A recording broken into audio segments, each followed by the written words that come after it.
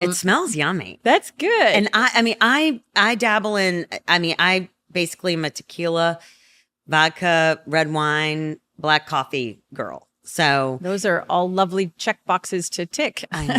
Yeah. No so complaints this is there. 100% new for me. And so, all right, I'm smelling it. And it actually smells really yummy and kind of sweet.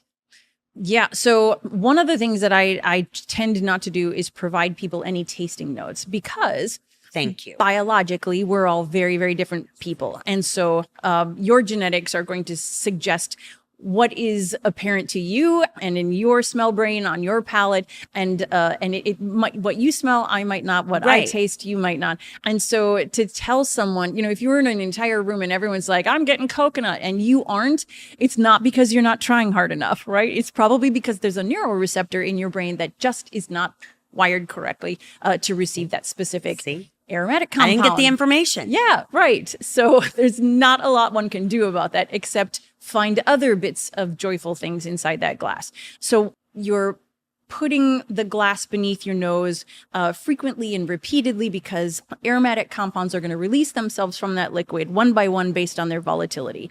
Most people can only, when they're smelling anything like wine or your tequilas and whatnot, there are all these different kinds of aromatics that are inside there. All those aromatic compounds, which you can parse out if you're lucky and you train your nose.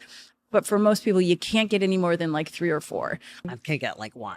Don't feel pressured to be like, this is apple and there's cider and now I'm getting phenols. And, it's just, they're just going to be primary, tertiary, and, primary, secondary, and tertiary aromas that you might get. But it's based on its volatility. So your brain is going to, if you pass that glass beneath your nose, or if you're only getting alcoholic fumes there, dip your finger inside the glass and dab it onto the back of your hand and let that spot dry, blow on it or something, and then take a couple of good sniffs of it because what's left on your skin is just the aromatic compounds instead of the alcohol. It's already evaporated. And it makes it so much easier to recognize some of those lovely notes.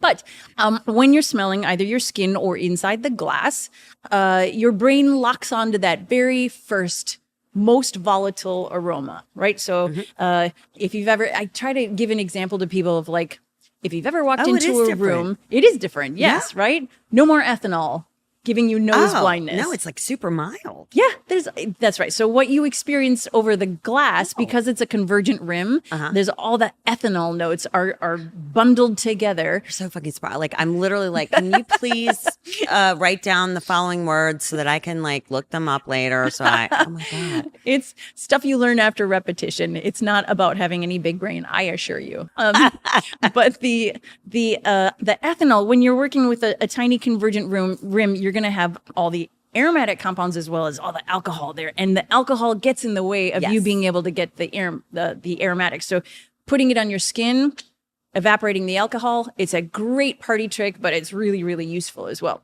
Okay, so that's not frowned upon. No, okay, no, cool. Definitely not. Definitely not frowned upon. And good Lord, anyone who's going to frown upon you for the way that you drink your whiskey, just flip them the bird and walk away to better company.